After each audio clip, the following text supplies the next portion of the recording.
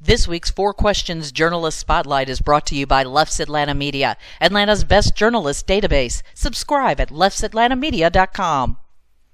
Well, welcome to another edition of our Four Questions Journalist Spotlight. We are talking today with Joseph Ferguson with the Atlanta Journal-Constitution. Hey, Joseph, thanks for taking some time today. Appreciate it. Yeah, for sure. Thank you for having me. Yeah, it's been a bit since we talked. I think we did some MomoCon stuff a year or so ago. So we'll get back to that next year. The before time. Right. The before time. MomoCon will be back. But I want to talk first. You do the in context podcasting for the AJC. But before we talk about that, give us a little background about who's Joseph, where did you come from, how did you make your way to the AJC? Cool. I'm originally from Cleveland, Ohio, 216, and I moved down to the South when I was about 19, and I started doing YouTube then. So I've been I like to think of myself as self-taught when it comes to video editing, script writing, SEO. A lot of that stuff I didn't really go to school for. My degree is in political science, so a lot of the more hands-on stuff that I do every day, I kind of taught myself. But yeah, I've been doing YouTube for I put out a video a week for about like 6 or 7 years, just because I wanted to get really good at every part of the process, and I'm insane. But it was really good to get me my practice when like the biggest spotlight wasn't really on me. I could just kind of fail and keep going. Sometimes I look back at my first video to humble myself and to make sure I know that like I actually have come a long way. The videos are better now. Well, that's good.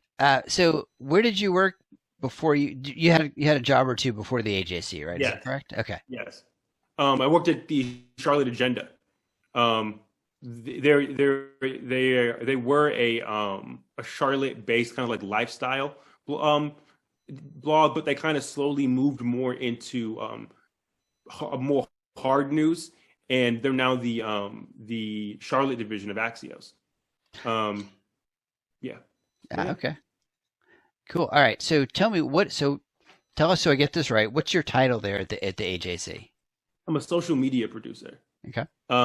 So I work with Facebook. I work with YouTube. Obviously, I work with some Reddit content, and we're looking in other avenues.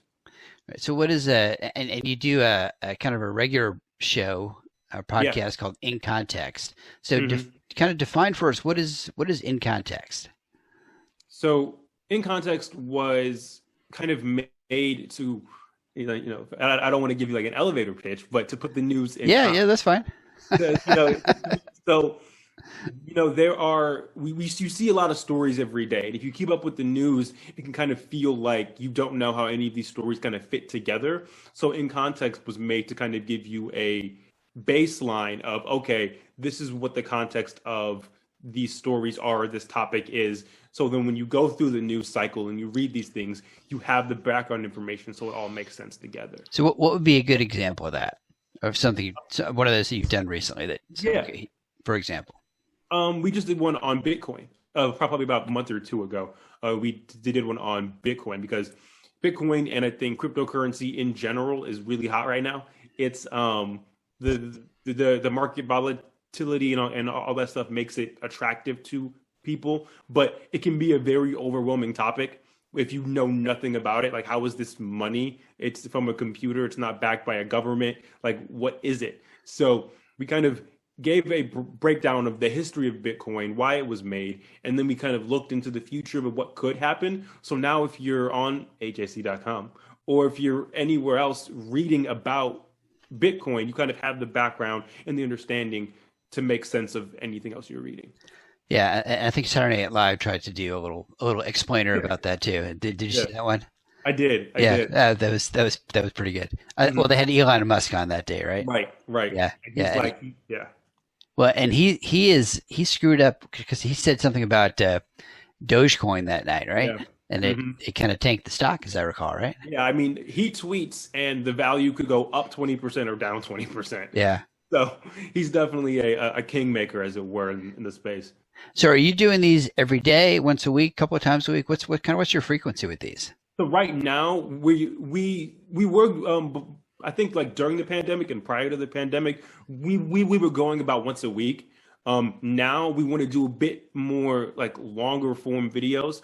So we're probably going like once every 2 weeks to once a month, so we can really get in depth with some of these topics. Like one I just did was on cancel culture, and that's not a video. It's such a hot topic. That's not a video I can just kind of bang out. I have to like really take my time with it and make sure I'm talking to the right people and wording things the right way. So I like that we can get more in depth with some of these topics. And I guess you and I were talking off camera beforehand. It's like, okay, where do you find these? Because that's important, right? Folks got to know where to find these things. Right. You can find them on the AJC's Instagram, and you can find them on the AJC's YouTube channel. Press subscribe, press follow, and they'll just flow into your news feed as we put them out. So is that on Instagram? Is that just at AJC? Yeah, at AJC News. I'm pretty sure. At AJC News. Okay, I'll double check that, and I'll put a little graphic in at the bottom here that'll have the. It's right there, guys. It's right there. Can't you see? It's moving right across there. That way. No, it's moving that way. Sometimes I can make it go this way. I like to play with graphics, and sometimes they spin. Absolutely. And then people give me grief, guys. Why is it spinning? That's disconcerting. Because I rule here. This is my domain. If you want to edit it, then you can edit it however you want. But this is my podcast, and I'm gonna edit it the way I want to edit it. Right. I'm gonna do it the way I see fit. That's right. So how long have you been doing these? Because I mean, you and I did. I think it's been almost. Let's see, 2 years. So you've been doing this for a while, right? Right. I've been doing it for about 2.5 years now. So Okay. when I was talking to you is when I was first kind of developing my pitch and kind of getting the show structure down and kind of working through a lot of it. But yeah, I've been doing it about 2.5 years now. I mean, I love it. It's a really fun thing to do, and it's a very newer style of journalism. I'm excited to get into it. Yeah. So you were saying you've been doing this as video, but you're thinking about maybe doing an audio version as well, or Yeah. okay, would it be audio of the same thing or a different product that's audio? I'm not sure. I'm not sure. I think that like the video that we have now, if you just take out the video element and just put the audio, that could work too. But we also have to chop down so much of our interviews. Like we do maybe like 30 minutes to an hour interviews, and then we chop them down and take out different excerpts for the video itself. So there's no reason why we can't, put that out there too. So there's a lot that we're thinking about in the in context team. And that's the hard part is you got to shoot it, then you got to edit it and figure out what to put where. Yeah. Yeah. So obviously over the last year, we've had a little issues with getting out and about and doing stories that seems to have probably didn't affect your format too much, right? Yeah, I mean, we used to go in the studio and shoot a lot. Like we had all the lights, we had the cameras. It was great. And then when we moved home, I kind of had to rebuild my home setup. But in a way, I used to shoot like this, when I made YouTube videos. So this is like a return to form for me. This is what I'm more comfortable with doing rather than like the nice studio and all that kind of stuff. So it's new, but it's not different. You got to get yourself like a virtual background or a big banner in the back to in context or something. Right. I'll Putting talk the news in context. I'll talk to Kevin Raleigh about that for you. Hey. But Kevin, I was talking to Joseph. He needs a banner. Hey, from your lips to Kevin's ears. I'll tag Kevin on this and say, Kevin, listen to you about 3 minutes in. The banner's necessary. We have a purchase request. You'll be getting the invoice soon. Right. So what are obviously there's a lot of topics to cover. What's the criteria that you look at and say, here's what we want to cover this week? I think a lot of it goes into like, is this something that's is it big enough that requires context? So like, is this something that we need to, is this just a flash in the pan, or is it something that's going to stick around for a while and requires an additional, deep dive into? And two, these videos take, a minute to produce. So it's not like we're breaking news on these videos. Anything that we talk about, you will have heard of before, and hopefully you will continue to hear about. So if it can match those two things, and I love a local angle. We live in a great city and a great state. So if I can get a local angle on it, all the better. And those kind of three criteria, and then we can go. I personally tend to do politics, technology, and tech because that's where I think I'm most comfortable. But I'm more than happy to branch out. Okay. So not to put more work on your plate, but are there other things that you're doing in addition to this podcast, or is this primarily what you're focusing on?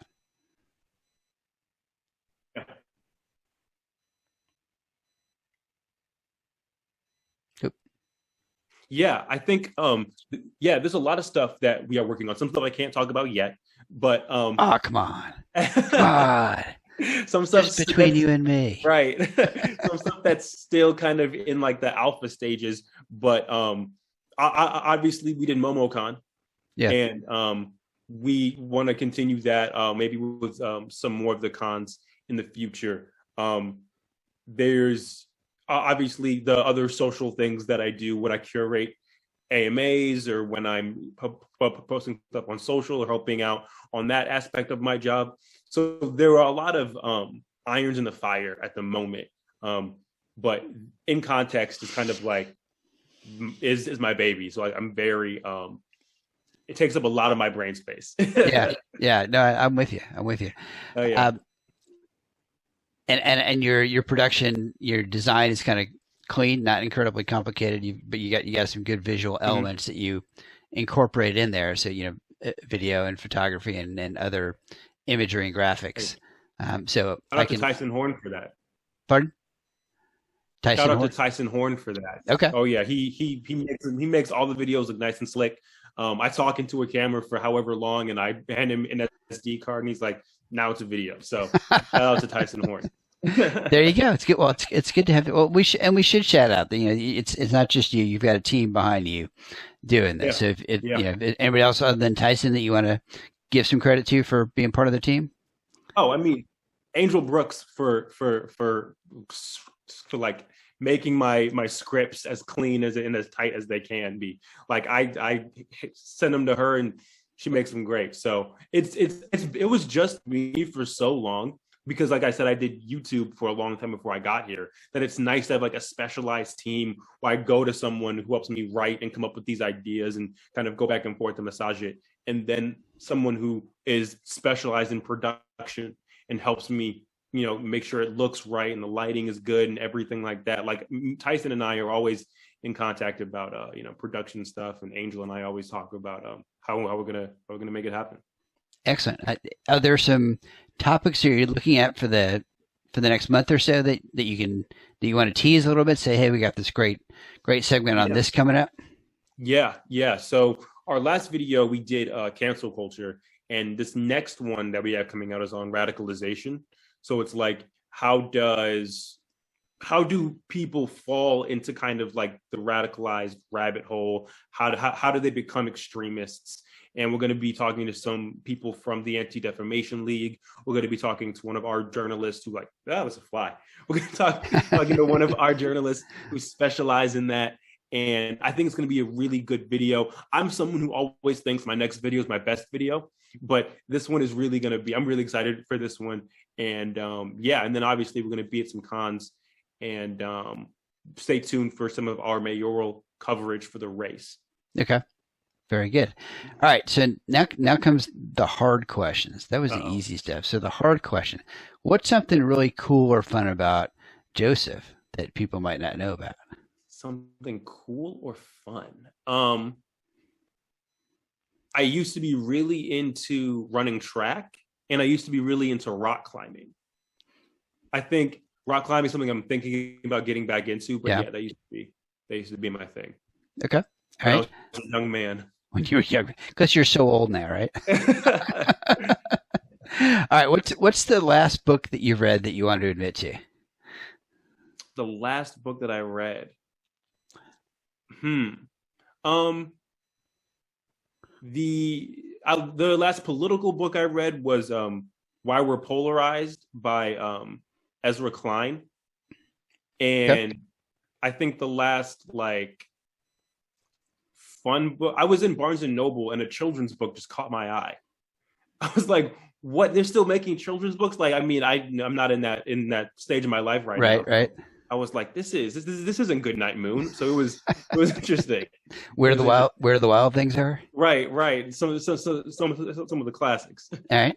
I may kind of tweak this question in the future because I think I may give people the option to say last book read or last podcast that you've listened to. Oh, I love podcasts. All right, so what's the last podcast that you've listened to? The last podcast, it's a comedy podcast. It's called the Headgum Podcast. And okay. It's what I do news all day, so sometimes I just need to unwind and laugh, and that is just some good nonsensical humor. Okay, cool. Okay, so favorite local restaurant. Favorite local restaurant. There is there's a Korean place in Sandy Springs I really, really like. I can't give away the name because I don't want to blow it up, but it's my personal. Man, gotta give credit to a great restaurant there. I love them too much. I can't. All right. Okay. So, favorite restaurant that you will name. What's your second favorite? My second favorite. Gosh, there was a spot. I'm trying to think. I will come back to that one. Yeah. Because there's a spot in downtown. Midtown. I'm trying to remember. Okay. Favorite guilty pleasure. Ooh. Cheesy sitcoms. Okay. Just cheesy. What's your favorite cheesy sitcom?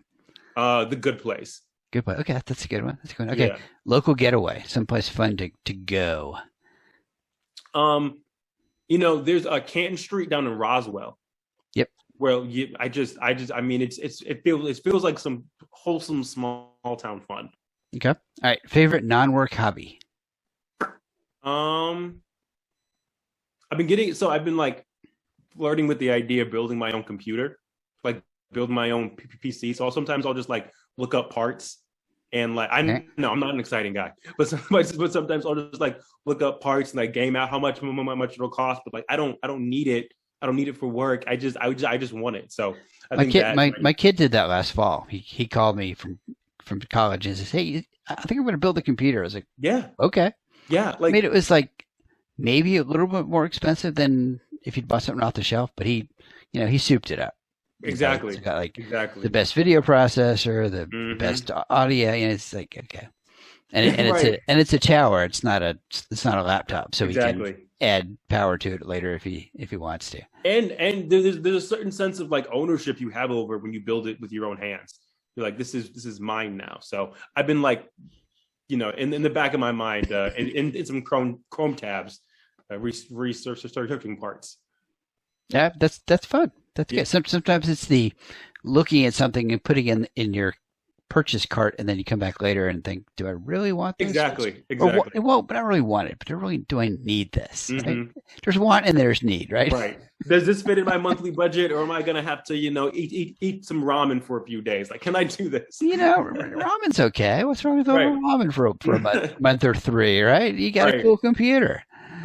I'll eat off the computer. Yeah. Okay. So let's jump back to the restaurant. If you got a restaurant that you want to name.